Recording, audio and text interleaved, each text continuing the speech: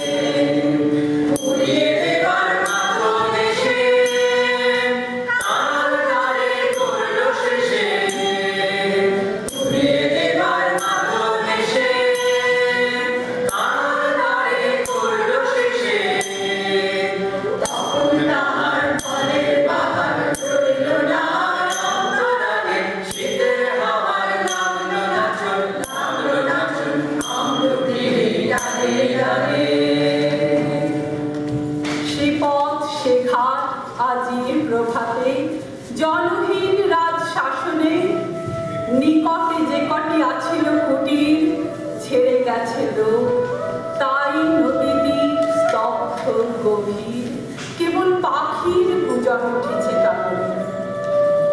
আজি উত্তরণ উত্তর বারে উতলা হয়েছে তটিনী, সোনার আলোক পড়িয়াছে জলে, পুলকে উছলে ঢেউ ছলে ছলে, লক্ষ মানিক ঝলকে আঁচলে নেচে চলে যেন নটিনী।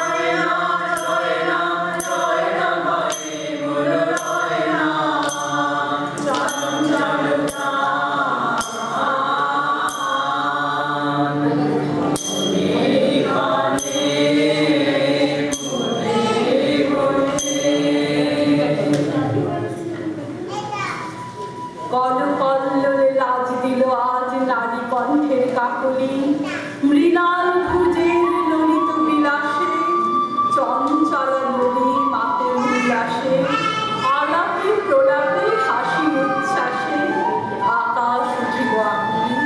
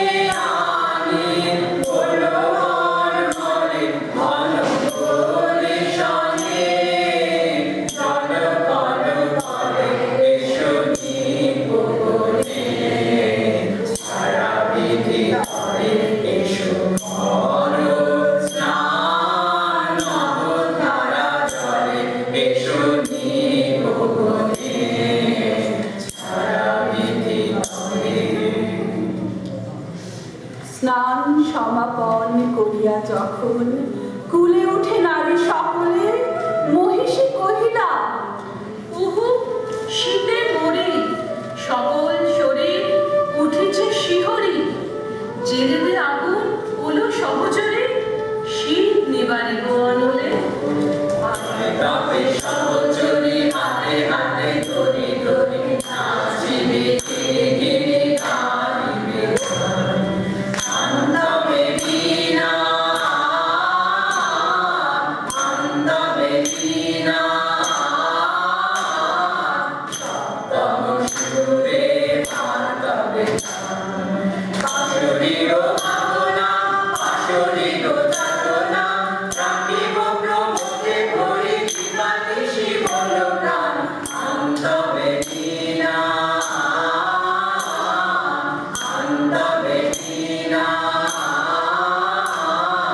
সপ্তম সুরে বাঁধবে গান। সখীগণ সবে কুড়াইতে কুড়া চলিলে কুসুম কাননে কৌতুক রসে পাগল পরাণী শাখা ধরি সবে করে টানাটানি সহসা সবারে ডাক দিয়া রানী কহে সহাস্য আননে বলো তোরা আয়, ওই দেখা যায় কুটির কাহার অদূরে, ওই ঘরে তোরা লাগাবি অনজ, তপ্ত করিব পদতল। এত বলি রানী রঙ্গে বিফল হাসিয়া উঠিল বুঝলে কহিল মালতী সকরুণ অতি এ কি পরিহাস রানীমা, আগুন জ্বালায়ে কেন দিলে নাশি? এ কুটির কোন সাধু সন্ন্যাসী, কোন দিনজন, কোন পরবাসী বাঁধিয়াছে নাকি জানিমা? রানী কহে রোষে দূর করি দাও এই দীন দয়াময়ীরে। অতি দুর্দাম কৌতুক রত যৌবন মদে নিষ্ঠুর যত যুবতীরা মিলি পাগলের মতো আগুন লাগালো কুটিরে ওরে ঘর নেমে আয়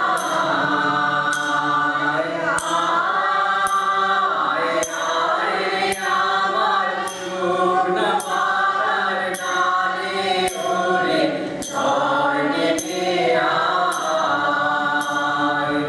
এই বর্ষার নবশ্যামে পাগল বনের ধারে ওরে আয় আয় রে আমার শুকনো পাতার ডালে ওরে ঝড় নেমে আয়। যা উদাসীন যা প্রাণহীন যা আনন্দ হারা চরম রাতে অশ্রুধারা আজ হয়ে যাক সারা অশ্রুধারা।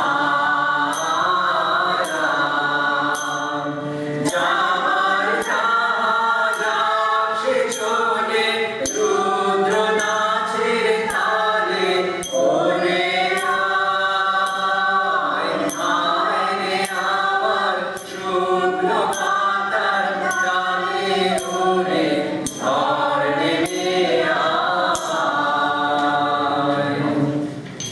ঘন ঘোর ধুম ঘুরিয়া ঘুরিয়া ফুলিয়া ফুলিয়া উড়িল দেখিতে দেখিতে হুহু হুঙ্কারি ঝলকে ঝলকে উল্কা উগারি শত শত লোল জিহ্বা প্রসারী বন্ধি আকাশ ছুঁইল পাতাল ফুরিয়া উঠিল জানরে জ্বালাময়ী যত নাগিনী ফলা নাচাইয়া অম্বর পানি মাখিয়া উঠিল গর্জন গানে প্রলয় মত্ত রমণীর গানে বাজিল পথ রানী প্রভাত পাখির আনন্দ গান ভয়ের বিলাপ উঠিল দলে দলে কাক করে কোলাহল উত্তর বায়ু হইল প্রবল কুটির হইতে কুটিরে অনল উড়িয়া উড়িয়া ছুটিল ছোট গ্রাম খালি লেহিয়া লইল প্রলয় লইল রসনা জনদীন পথে কাঠের প্রভাতে প্রমোদ ক্লান্ত শত সখী সাথে ফিরে গেল রানী বলয় হাতে দীপ্ত বসনা। তখন সভায় বিচার আসনে বসিয়াছিলেন ভূপতি। গৃহহীন প্রজা দলে দলে আসে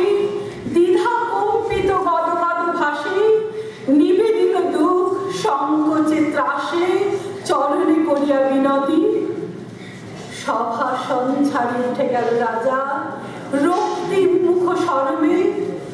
অকালে বসিলা রানী রাগান, কহিলা মহিষী, একই ব্যবহার, গৃহ জ্বালাইলে অভাগা প্রজা, বলো কোন রাজধর্মে? রুশিয়া কহিল রাজার মহিষী। গৃহ কহ তারে কি বোধে, গেছে গুটি কত জীর্ণ কুটি, কতটুকু ক্ষতি হয়েছে প্রাণী, কত ধন যায় রাজমহিষী এক প্রহরের। কহিলেন রাজা উদ্যত রোষ, রুধিয়া দীপ্ত হৃদয়ে। যতদিন তুমি আছো রাজরানী, দিনের কুটিরে দিনের কি হানি, বুঝিতে নারিবে জানি, তাহা জানি, বুঝাও তোমার হৃদয়ে। রাজার আদেশে কিঙ্করি আসি, ভূষণ ফেলিল খুলিয়া। অরুণ বরণ অম্বর খানি, নির্মম করে খুলে দিল টানি। ভিখারি নারীর চিরবাসানি, দিল রানী দেহে তুলিয়া। পথে লয়ে তারে কহিলেন রাজা, মাগিবে দুয়ারে দুয়ারে, এক প্রহরের লীলায় তোমার, যে কটি কুটির হলো ছাড়খাড়, যত দিনে পারো সে কটি আবার গড়িয়ে দিতে হবে তোমারে। বৎসর কাল দিনের সময়, তারপরে ফিরে আসিয়া সভায় দাঁড়ায় করিয়া প্রণতি, সবার সম্মুখে জানাবে যুবতী, হয়েছে জগতে কতটুকু ক্ষতি, জীর্ণ কুটির নাশিয়া।